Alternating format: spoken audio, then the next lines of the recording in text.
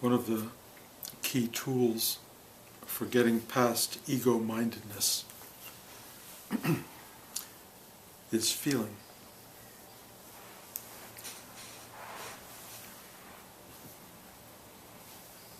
And I will add to that deep feeling.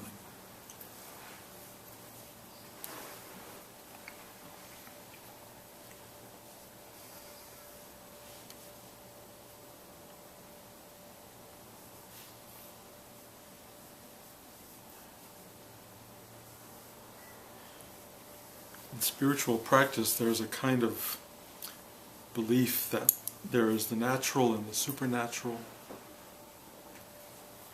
the physical and the metaphysical.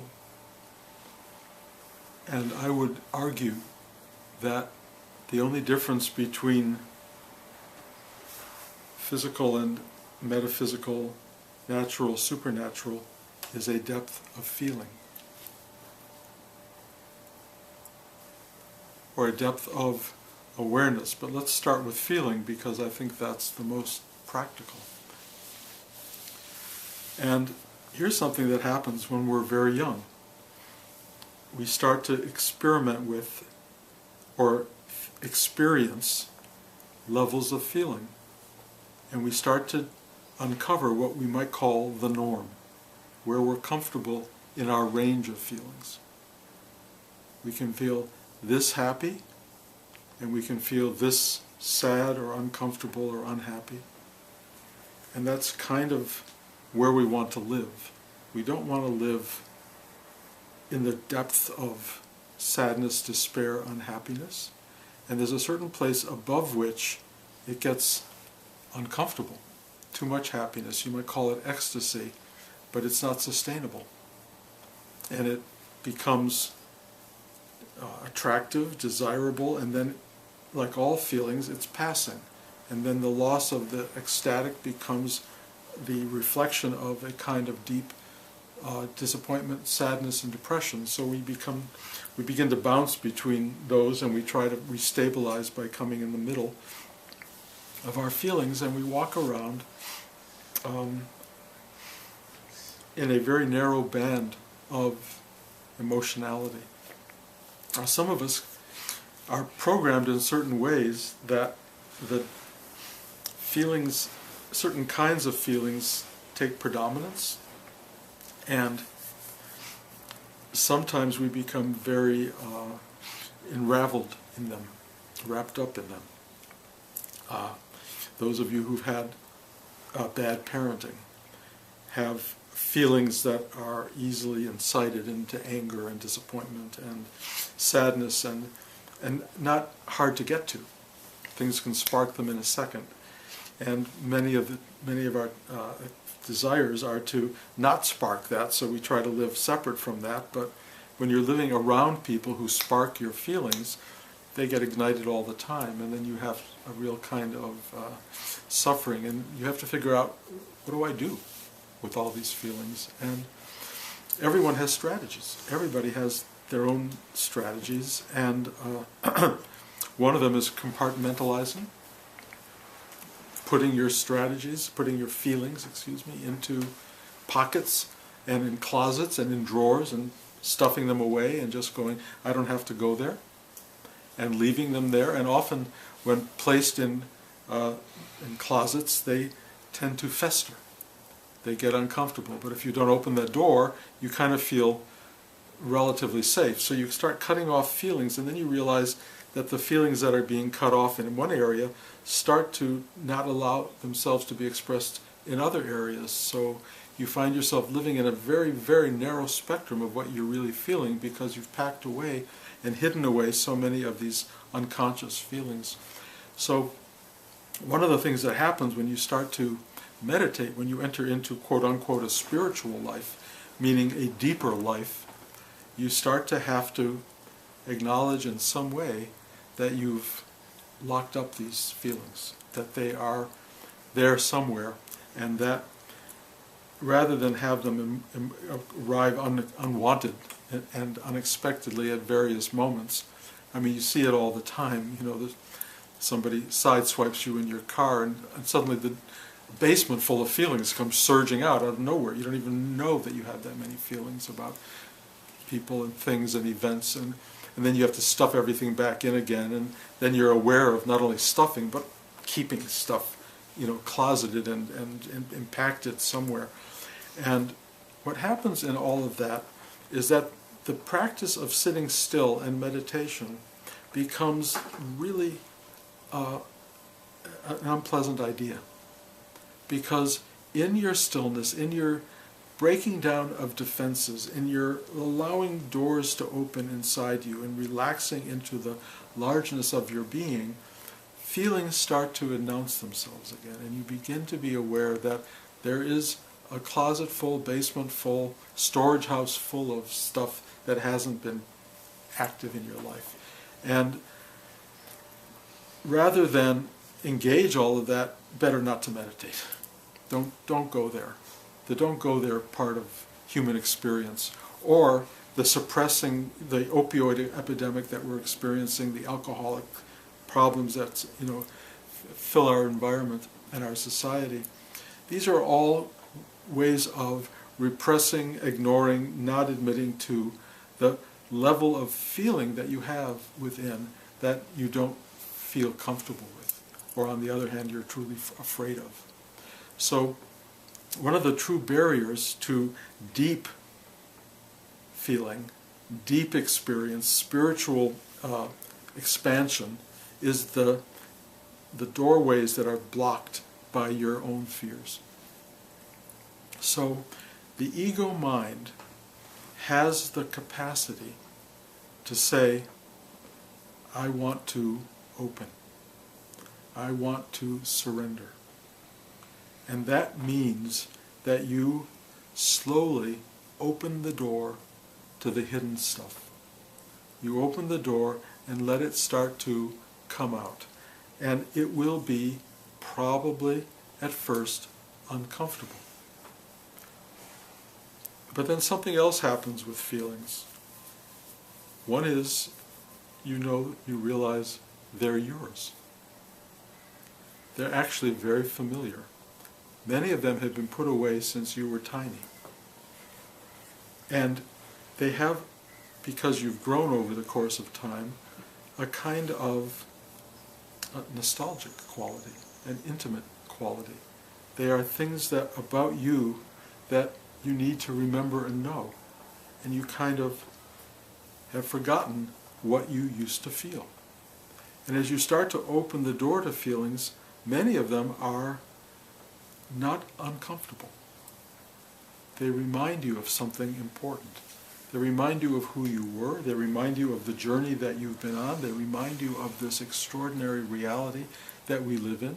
And then, of course, there start to be certain feelings that are just, in your mind anyway, untenable. I can't go there.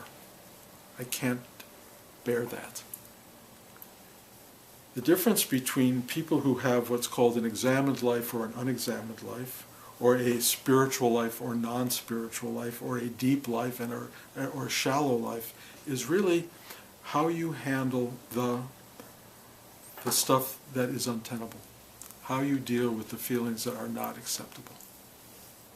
Because they are the guardians that stand between you and the vastness of possibility in your emotional, spiritual life. If you want to be a truly, quote-unquote, realized being, you have to begin by realizing what you have hidden in yourself, what you have buried away, what is too painful to touch, what is too extreme for you to acknowledge. You have to go there bit by bit. You can do it with the help of a therapist. You can do it simply by sitting still and incrementally, bit by bit, day by day, opening a little bit more and realizing, I can do this. I can feel this. I can allow this to reanimate itself or to reintroduce itself into my being. And as you start to do that over the course of years and even decades, you will start to realize that I am able to handle this magnitude of feeling. What it does is it enriches and expands you. It makes you into someone, something that is bigger than you were. You will start to have an enormous appreciation for who you are. And if you arrive at realization or awakening or enlightenment, what happens is you have come to a place where you go yes to the totality of your feelings, and a door opens widely into something remarkable, which is that your feelings are not yours alone, that you share the feelings of humanity and perhaps of every form of living being. You share that. Your feelings that you've hidden away are the same feelings that other people have hidden away. And you completely get it because you've done the work to go into the depth of your soul, and you see how tight and how wound up you are in your fear of yourself. You start to open to that, and then you start to become aware of how everyone else is at some place along the spectrum of doing the same thing. What that ignites in you is an enormous amount of empathy, incredible empathy, because you begin to feel other people's feelings because you've known them in yourself. You become deeply conscious and aware of others in a diagnostic and in an emotional sense. It becomes beyond physical. It's a kind of metaphysical, I know you. I know your problem. I know what you're going through because I know me. I know what I went through. I know the journey that I've been on, and my journey is your journey, or really our journey. We're all on this journey, and it's really hard. It's not easy for anybody. It takes courage, it takes discipline, it takes a willingness and a desire to reach beyond or below or deepening into the unconscious part of your being, meaning the parts of you you're afraid to feel. You go into those places and you will begin to merge not only beyond feeling, you enter knowing. You enter the realm of knowing. Feeling leads to deep and profound awareness. And that's what we're trying to do in meditation. But almost everyone I meet in the meditative arena goes to a certain place and goes, that's it. Not going there. Nope, nope, nope. Found my place. And basically stops the journey. They abort it because it's too scary. It's too hard. It requires too much work. And so people take themselves to the edge of expanded consciousness, to the edge of realization, to the edge of awakening, and they abort it. And they abort it for good reason. Good reason. It's painful. It's really hard to feel that much. And also to realize that in this awakening, not only are you going into the deep feeling of who you are and beyond it, but you will then be able to take on the deep struggle and feeling of every human being, and you will feel it. But you will have the muscle to feel it because it has begun to transform into this ultimate's the wrong word, but larger awareness called compassion. You will walk around in a state of, I get it. I get what they're going through. You will want to take people's hands, put your hands on their shoulders. You will want to hug people. You will want to say, I get what you're going through. I understand it. You will see them in their anger. You'll see them in their fear, in their rebellion. And you may not be able to forgive some of the way they are acting because it may be so wrong and inappropriate and difficult and harmful. But you will get it, and you will be compassionate. This is what ego mind can do. The ego mind can actually go on a journey into an expanded awareness, into a higher consciousness, into a supernatural, metaphysical ability to know the world, simply by going deeply through your feelings into the core of knowing. This is the journey we are on. Every one of us. Most people I know do not go there. Most people I know have found 1,000 reasons not to engage this journey. and I have compassion, because I know what it feels like to lock that stuff up, to be afraid, to not engage, to walk away from, to hide from oneself. Because the self is experienced through feeling. You can get there through mind a little bit.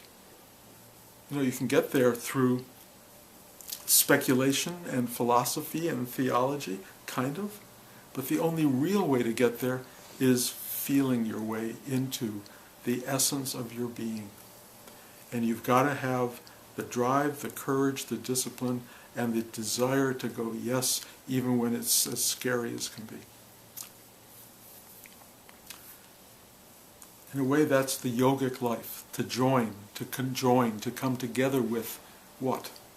You. You. And what are you? A basket of feelings.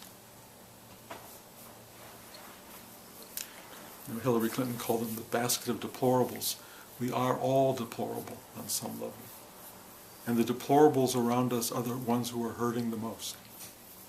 They are acting out. They are afraid. They have no training. They have no capacity, no easy capacity to take on this enormous journey. But they are in as need of it as we are. They're just further away. How do you break through to that in somebody else? Life is working on that. Life, the universe, the creator, if you will, is working on that. Breaking through. It has broken through to us on some level because we're sitting here making a daily effort to try to approach the depth of emotional truth that exists within us. We are trying to do that, to some degrees effectively, to some degrees less effectively, but we are making a concerted effort.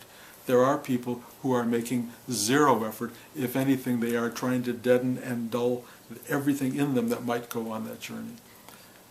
If there is such a thing as evolutionary purpose, and I think maybe there is, that purpose may be what we are experiencing, the flowering of our emotional truth, the opening of our depth of being in a place that is not easy to get access to, that actually kind of hurts, scares us. You get to a place, as you grow more spiritually, where the individual I begins to evaporate or disappear into something much larger. If I were to ask you your name in the middle of meditating, ideally you would not remember. The closest you would come to naming yourself would be, I am. But if you still have a name, then you're still working to let go of the you that has anything.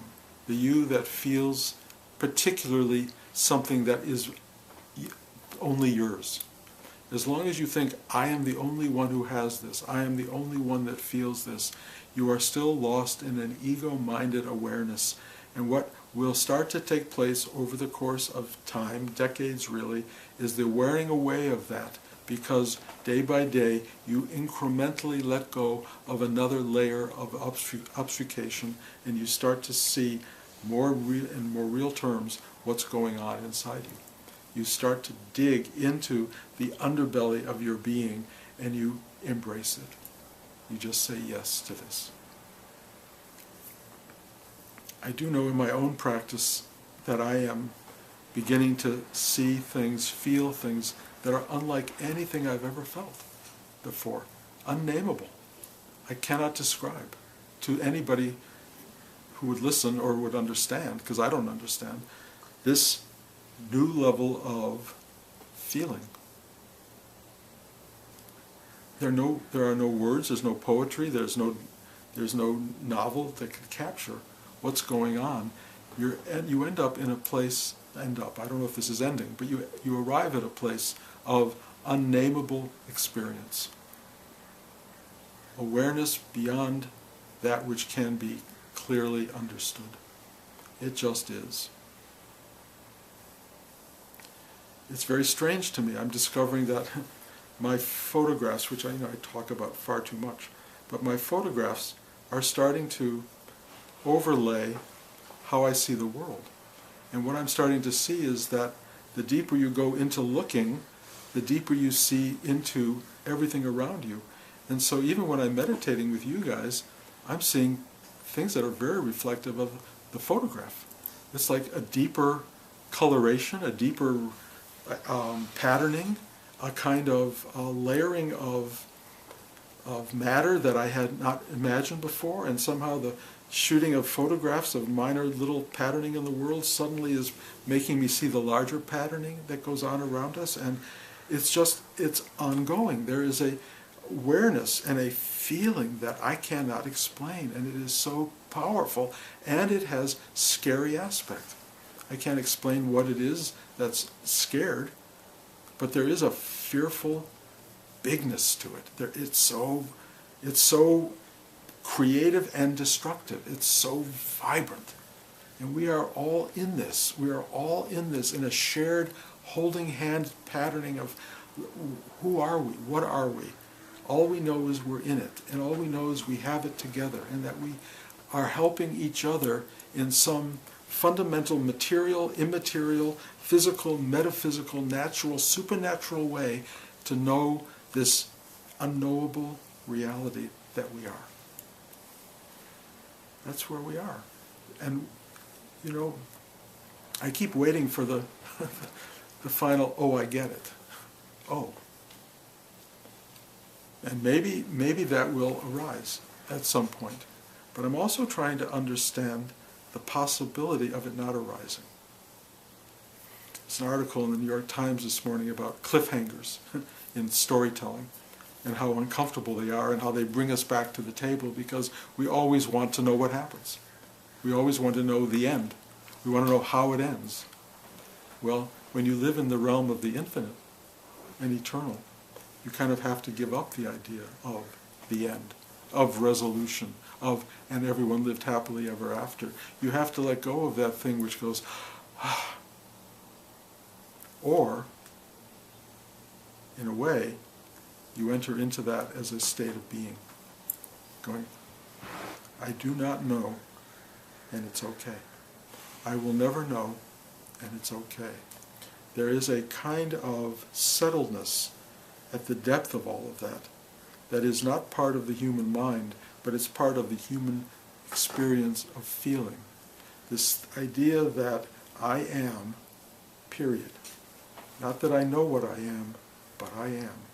This idea that I am finite and infinite, minuscule and vast. I am. And that's what we are all being and working toward knowing. The fact is, you are that as we speak. If you don't know it, it's an unfolding that will become aware for you if you continue the journey of exploration and of deep feeling. Dive deep. Go into your feelings. Don't run away from the discomforting feelings. Don't be afraid of the fearsome feelings. Don't be afraid of the ones that have been hidden for decades. Go into them. I will tell you this. If you sit and meditate regularly, all of these things will come up. They will be brought into consciousness. They will be made aware to you. And you will be given a choice of going, no, or you will be given the choice to go, okay, okay. And it will come. It will come. And it will be, in most cases, digestible. And it will expand your awareness of who you are. So find the courage, dive deep, feel your life, feel who you are, feel the journey, find the courage to feel what is, and you will learn what you're looking for in this lifetime. Any questions? That little voice that guides us, so when feelings are intense, and you revert to, like you have to listen to that voice. And I find that when things are really intense and there's so many emotions, and you've been put in situations that you're very uncomfortable with, but you have to deal with. It's life. You have to function. and the feelings are so intense, and I find, and I want you to speak to this, there's a little detachment that can happen with sort of listening to that little voice in your heart, but there's a bit of a detachment, so you're still in there, but you're able to function and not paralyzed. I think that's really important, Judy. The word detachment is really important. It's not denying the feeling. It's stepping back and looking at it, or having the observer in you become aware. That's really the key to all of this. It's a kind of looking and realizing there is a witness, and you are not the feeling. I mean, you are on some level, but the witness gives you this tiny little bit of, and it allows massive feelings to come into play. Massive, and you can deal with it. Detachment, it's tricky because people use detachment in the same way they use when they put things in compartments. You know, well, I don't have to deal with that. That's not detachment, that's hiding. Detachment is asking for help inside, to surrender, which gives you an ability to sit back and look at the biggest and most powerful stuff going on around you and going, aha, aha. And as you say, it's a small voice, and it is a small voice, but it's the most comforting, most available help that we have in the universe. That small voice that just goes, it's okay. It's okay. It's very quiet. And I thank you for asking that question, because it's really important. When you really go into your emotional life, it's not just to get swept up in the drama of it, it's to allow it to come and to be observed and to be touched and to be experienced and to be known and also witnessed. And the witnessing is really key. Thank you. Like I said, there's a paralysis that can happen when you have to deal with too much. But sometimes you can't hear that voice, and you're like, why did I follow that voice in my heart, and I went to unknown territory and then to totally unknown and terrifying territory, and you're sort of paralyzed, and you don't hear that voice anymore, and that you've got to detach. I find in the meditative experience that that voice will arise pretty regularly and will allow you to look at the paralyzing forces that are acting on you and take a breath and just release the hold that they have over you. You can separate from the paralytic sort of quality of what's happening. And if you can't, then I say, go for a walk. Get in motion, move things around so that they're not stagnant and static. They start to break up, and then you can kind of process it. But if you're going to deal with deep feeling, you're going to have to go through all of this stuff to arrive at that very simple place that simply is observant of and aware of the magnitude of human feeling that dominates this planet. It's really potent. And you become, as you say, as I said, we say, compassionate for your own feelings and for everybody else's. And that compassion really, in a way, is that detached space inside you that goes, because we all have it, everyone, and it's vast. It's really vast. You never know when it's going to arise. I was talking to my grandson yesterday about something when he gets older, and he's broke into sobbing tears. And he said, "I don't want to get older. I don't want to get older. I just want to be like now." and I realized we all went through that. We're all terrified of this world that we're looking at and going, how am I going to function in that unbelievable world? I remember being so awed by my dad, who was not afraid to walk from the garage to the house at night when the garage doors closed and there were no lights on. I would never be able to do that. I would never get to that level of manliness and courage that could walk from a garage to the house. That was always horrifying to me. And of course, one of the great things about life is you mature into these capacities to do. But you have to trust that you can do that emotionally. And I meet a lot of people who grow up and really still haven't tackled that stuff. The avoidance of it. And I feel for it. And I see how early it starts. It really starts when you're tiny. And if my grandson when he's 50, revisits that moment, he'll do it with a kind of a sweet embrace of, that's who I was. That's how much I've grown. That's what life is. So many of the fears that locked me up were those of a 3.5-year-old. You know, and he'll move on, and we all move on. And we all, part of evolving into infinite grace is being willing to let go of the human dimension that keeps us in check. And that's emotional. Anyone else? I thank you for bringing this up, because I know how close to yourself your feelings can bring you, but also speaking about paralyzing, a lot of times feelings can be paralyzing, and also know the state of mind if you kind of keep on with it, let's say meditation or something else, that the feelings kind of almost become secondary and material in a way. You're able to get to the task or to presence or something. Beautiful. Yes. Yes. They are the obstruction and they are the tool that get you where you need to go. They're both.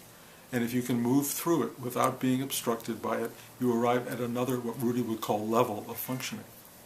And it's really extraordinary. The tasks become possible because you're no longer obstructed by the emotional fears or whatever those feelings are that you have allowed to block you. You keep breaking through these things and you become free of all of these things that hold you in check. But it's an ongoing process. And once you've broken through all of your personal ones, you realize there's the world ones. And they're not to be broken through. They're just to be taken in compassionate terms.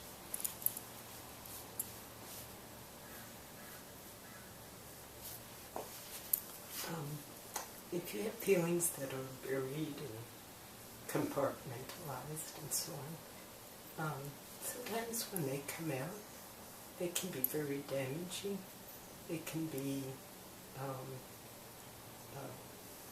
they can cause you to break down in sobs uncontrollably, or come out as anger and, be hurtful. And so, in a sense, you're feeling them. You're allowing them to be expressed. You're not holding them back. But I don't see that as necessarily being helpful. Having them break you down, having them become visible and available is very helpful. Expressing them in negative terms, let's say throwing them out at people to overcome the fact that they're inside you, yes, that can be damaging and destructive. Part of the meditative yogic ideal is that you witness, you bear witness, and you allow them to come up, but that you do not throw your naked emotionality into the world, because that creates, it takes all that emotion and just stirs the pot more, and then the pot just creates more emotion and throws it back at you, and then you create more of the hostilities and punishments and pains that the world inflicts on everybody. So part of the ideal, if you can be able to go deep into your emotions and arrive at compassion, is that in compassion, even for yourself, you will witness this stuff arising, and you will find the ability to go, I get it, I get it.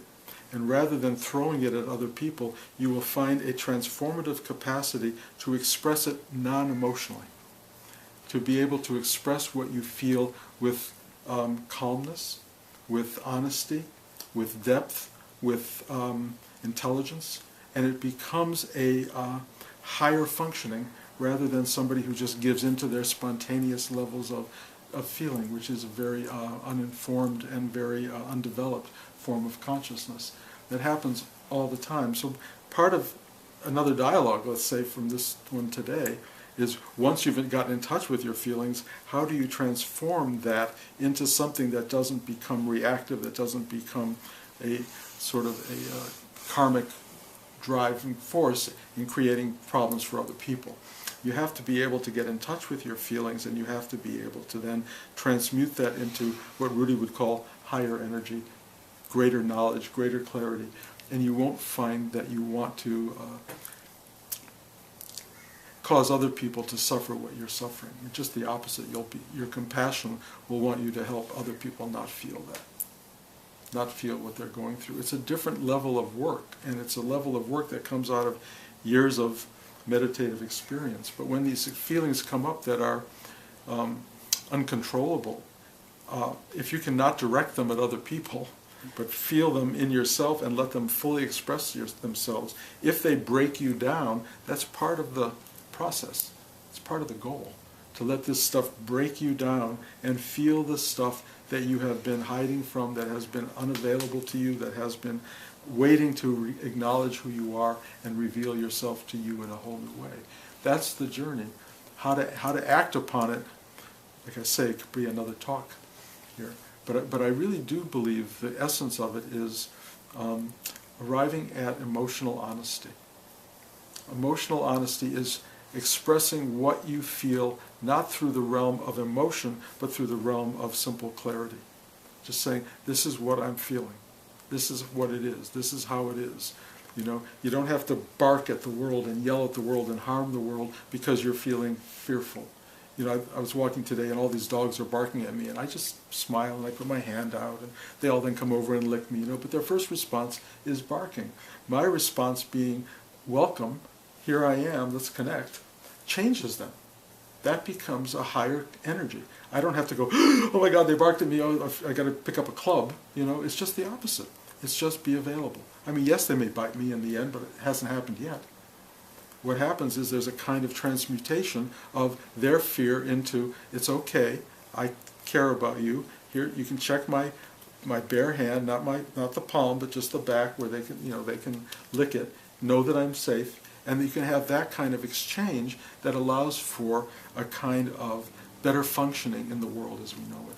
It's when you become fearful and you throw your stuff out and other people react to that stuff, then the world becomes karma-inducing, and you create problems that will go on and haunt you and other people for decades and lifetimes. That's a problem. So learning to control that is part of this process, but you can't even begin to control it if you're not aware of your feelings. And if they are coming out of the closet and out of the basement and throwing themselves up to you and you're not meditatively aware of them, yeah, then, wow, that's tough. And it creates a lot of havoc in life and in the world. And so I'm not trying to tell you just express your feelings, you know.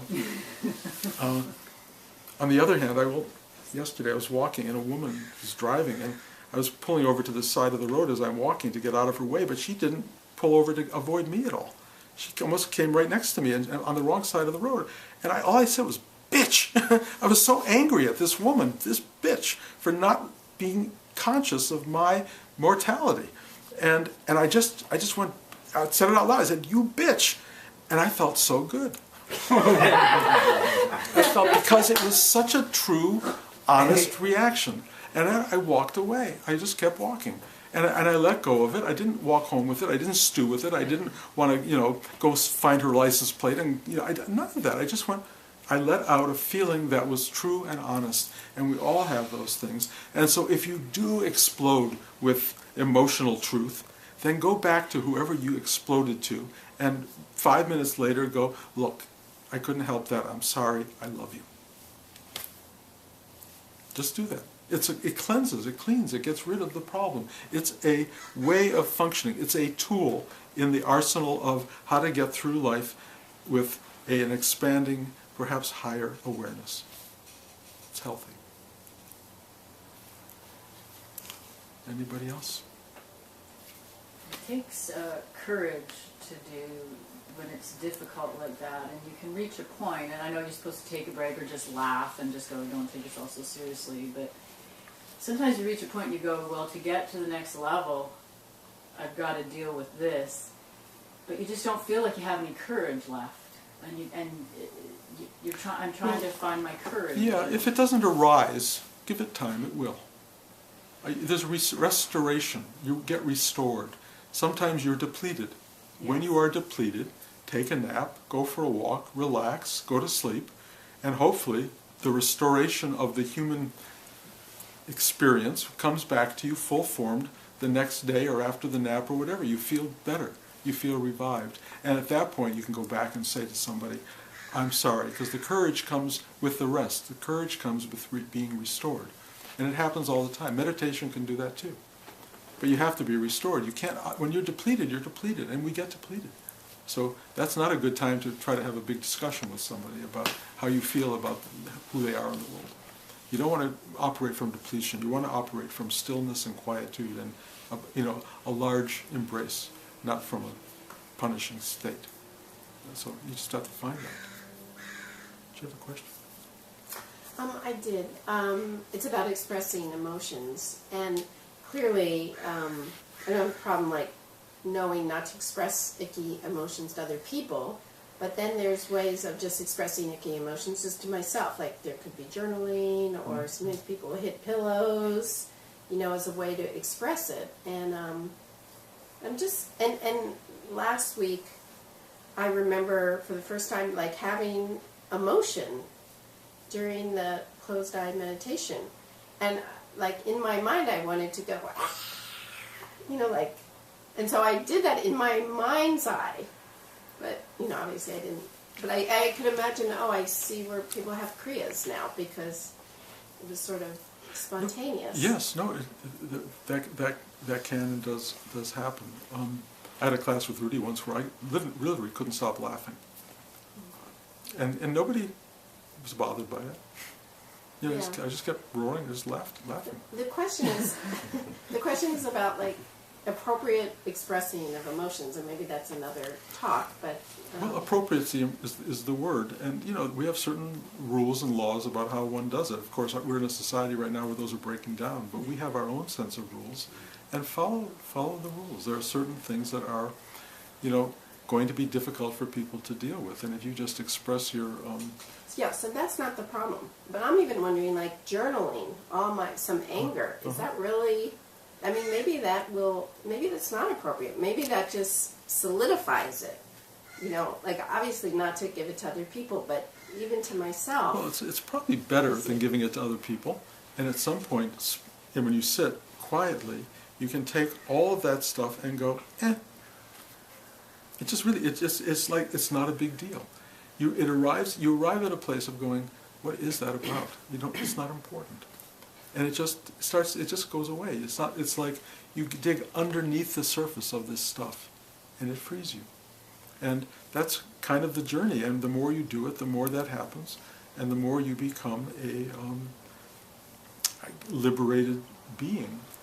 Whether you arrive at total liberation, I don't know what that is exactly, but you arrive at something that is a more beneficial state, perhaps, than one you may have been in before.